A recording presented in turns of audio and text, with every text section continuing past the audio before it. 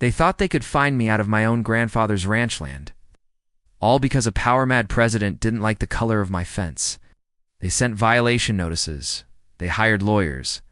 They leveraged every petty rule in their pathetic HOA bylaws against me, demanding the removal of my century-old cedar postandriel, but the joke was on them.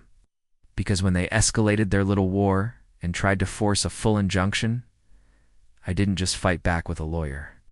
I fought back with the County Planning Commission. The devastating moment came when the HOA president, Brenda, watched from her pristine, tiny quarter-acre plot as a zoning surveyor. An official marker was hammered into the soil right beside her prize-winning rose bushes, legally declaring her entire cul-de-sac a temporary livestock agricultural overflow zone. This is the story of how a $50 fine turned into the complete, humiliating collapse of the Copper Creek Homeowners Association and its tyrannical leader, Brenda, the most pathetic Karen to ever wield a laminated badge. You know the drill, folks. The drama's real, the injustice is thick, and the revenge? Oh, the revenge is gourmet. If you want to see power-tripping HOA tyrants get absolutely wrecked by cold, hard legal facts, then you need to smash that like button right now. Subscribe so you don't miss a single moment of satisfying chaos. And tell me in the comments if you've ever had a neighbor like Brenda. Now buckle up, because this ranch war is about to get messy. Our story begins on the sprawling, beautiful, and increasingly threatened fringe of Copper Creek. A master-planned community built by developers with dollar signs in their eyes and zero respect for history. On one edge of Copper Creek sits my property, 15 acres, the last remnant of the original Miller Ranch, where my family has run a small non-commercial horse boarding and hay operation for 4 generations. We are technically part of the Copper Creek HOA, a fact that has been a mostly dormant, occasionally irritating, but generally non-aggressive tumor on our lives for 2 decades.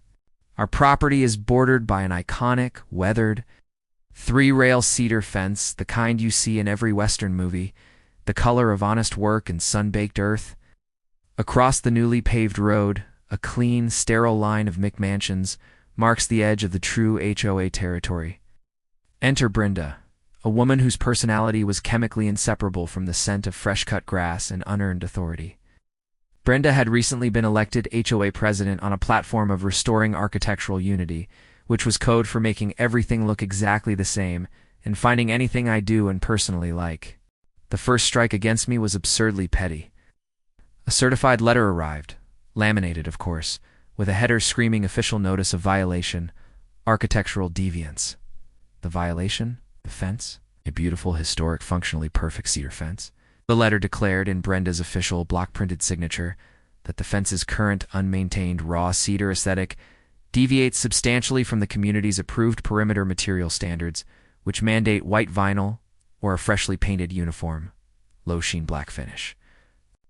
They demanded that I paint the 1,500 linear feet of fence black or replace it with plastic by the end of the month, or face a $50 daily fine compounding. This was beyond ridiculous. The HOA document specifically exempted existing agricultural structures from the Architectural Review Board's purview. My fence was the existing agricultural structure. But in Brenda's world, facts were optional. I called their bluff, politely sent a copy of the original subdivision agreement highlighting the agricultural exemption, and then I ignored them. That was my first mistake. My second mistake was underestimating Brenda's dedication to her own petty tyranny. The first fine notice arrived, $350 for the first week. The clock was ticking and Brenda was just getting started. The stakes were low, a $50 fine, but the principle. That was everything. They wanted to erase my history, and I wasn't about to let them. The HOA, spurred by Brenda's messianic zeal, responded to my legal documentation with the subtlety of a runaway freight train. Instead of acknowledging the agricultural exemption, Brenda doubled down, claiming that since the Miller Ranch no longer ran cattle, the land was now mere residential acreage with livestock hobby animals, thereby nullifying the 1998 exemption and making my fence subject to the same architectural standards as a suburban shed. This was a direct, calculated lie. We boarded 6 horses for clients, we grew and harvested hay, we maintained all necessary farm use permits with the county. The daily fines were quickly escalated to $100, then $200. Within a month, the total bill they were demanding was nearly $6,000. And they put a notice in the community newsletter that they were prepared to levy a lien against my property for non-compliance. But the true explosion came during the quarterly HOA meeting. I showed up with my lawyer, Mr. Chen, prepared to logically dismantle their case. Brenda, however, had orchestrated a tactical strike. When I presented my evidence, she simply smiled, took the microphone, and declared, "The board has already acted, Mr. Miller. Your attempts to skirt community standards are noted. Furthermore, effective immediately due to persistent architectural deviance, violation of the Livestock Nuisance Clause, and failure to pay outstanding fines, the Miller property is hereby stripped of its voting rights and all. Existing property covenants and exemptions are nullified pending full compliance." Her next action was truly outrageous. It's completely illegal and utterly devastating. She announced that the board had voted to restrict my access to the property's primary historical ingress, gravel access road that ran along the boundary of my land but was technically recorded as a community utility easement. They had hired a private security firm to sad rent-a-cops in polyester uniforms, installed a temporary chain across the access road, effectively forcing my clients' horse trailers and hay equipment to use a poorly graded secondary farm track that was impassable in wet weather. This wasn't about a fence anymore. It was about destroying my business and forcing me to sell out to the developers who had created the HOA in the first place. Brenda, basking in her manufactured power, leaned into the microphone and said, "We simply cannot have unsightly farm traffic impacting the quality of life for the real residents of Copper Creek. Consider this a necessary, though temporary, inconvenience until you decide to integrate with the community." I was speechless. My lawyer was sputtering. The arbitrary, malicious overreach was breathtaking. We had the law on our side. But they had the power of bureaucracy, a deeply flawed governing document, and Brenda's insane, dictatorial will. That night, after a massive rainstorm, a client's trailer got stuck in the mud on the secondary track. My business was already losing money, and I was facing a six-figure legal battle against a board funded by everyone else's dues. The weight of fighting history's erasure and pure, unadulterated petty tyranny made me feel utterly helpless. Brenda had won the battle, but she didn't realize she had just triggered a war that would consume her. Helplessness was a temporary state, quickly replaced by a cold, surgical rage. Mr. Chen, my lawyer, calmed me down and told me we couldn't win by playing their game. Had to change the board. We needed to change the rules. We needed to change the map. That night, fueled by 3 pots of coffee and a desperate need for revenge, I pulled out the original 1948 Miller Ranch deed and cross-referenced it with the 1998 Copper Creek subdivision plat map. I focused on the historical zoning. The entire area, including what was now Brenda's cul-de-sac, had been designated AG2, or heavy agricultural. Before the 1998 subdivision overlay was approved, crucially, the subdivision agreement had a clause that allowed the original landowner, my grandfather, to petition for a reversion to the original zoning for specific purposes if any neighboring residential entity was deemed to be unreasonably impairing existing agricultural operations through administrative action. Brenda's illegal business-destroying road closure was exactly that. The next 2 weeks were a blur of paperwork, not in a courtroom, but in the dusty, quiet halls of the County Planning and Zoning Commission. Mr. Chen and I compiled an irrefutable package, the original deed, the 1948 AG2 zoning designation, the HOA's own letter threatening a property lien, and photos and sworn affidavits detailing the financial damage caused by the illegal restriction of access. We weren't challenging the fine. We were challenging the right of the HOA to exist in its current form around me. The core victory came 3 weeks later, at a special session of the Zoning Commission, where Brenda and the entire HOA board showed up smugly expecting to testify against my nuisance animals.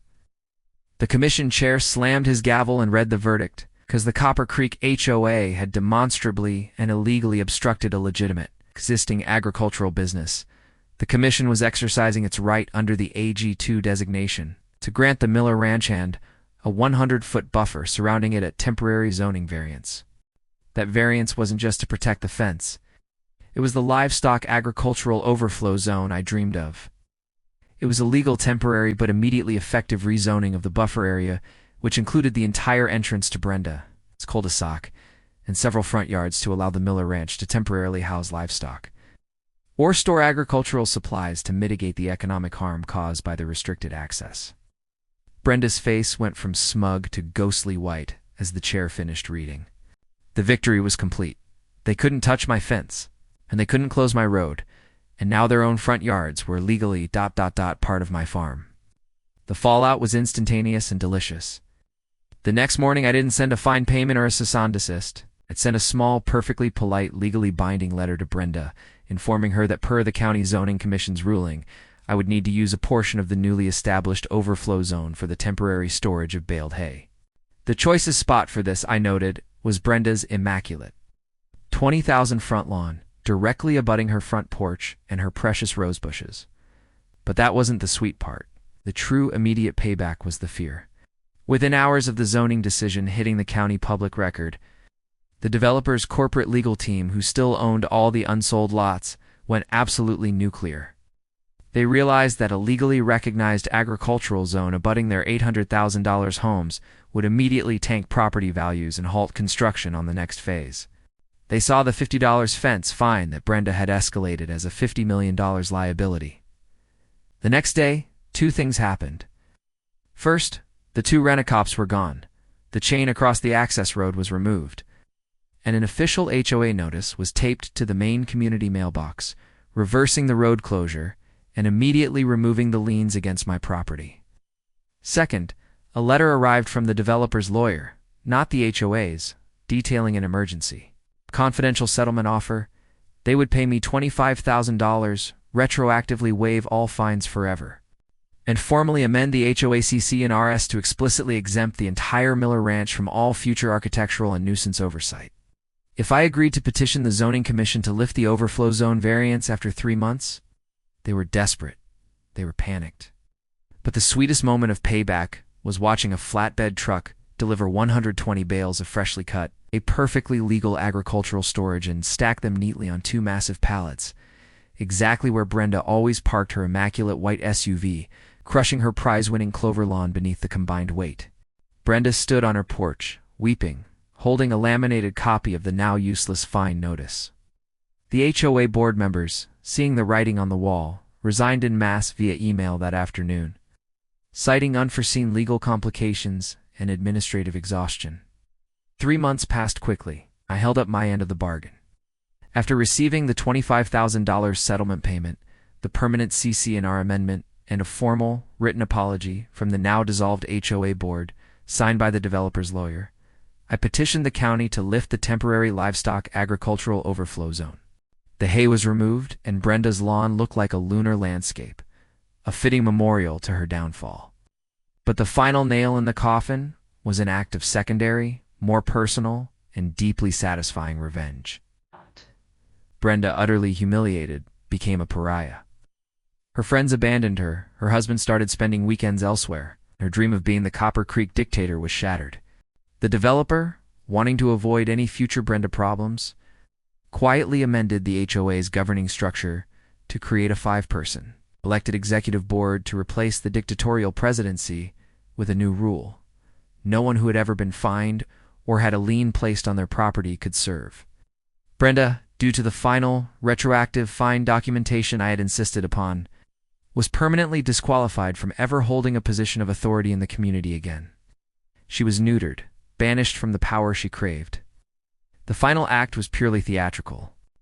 I used a portion of the settlement money to hire a master stonemason. I didn't replace my beautiful cedar fence. Instead, I had the stonemason build 2 magnificent 7-foot-tall stone pillars at the entrance to my property where the HOA had illegally chained the road. Engraved on the western pillar was the phrase, Miller Ranch, established 1948, and on the eastern pillar, beneath the developer's new, required signage stating exempt from Copper Creek covenants, I had one small, final, immutable plaque installed. It was subtle, but every neighbor and visitor had to read it. It simply said, "Boundary certified by county zoning, case file, the people versus Brenda K." It was a permanent, public marker of her defeat, the final, undeniable proof that the price of trying to force me to paint my honest working fence black was the absolute total. and permanent destruction of her entire life's ambition. I kept my fence, I got paid, and I banned the Karen forever. Victory was mine. Folks, that is how you deal with a power-tripping HOA tyrant. You don't fight their rules. You change the entire map. Let me know in the comments what was the most shocking part of this whole saga. Was it the nuclear rezoning, or the hay on Brenda's front lawn? Hit the notification bell so you don't miss our next story of sweet revenge. And share this video with anyone who's ever had to deal with a ridiculous homeowners association. Till next time, stay vigilant, stay legal, and never, ever back down from a Karen.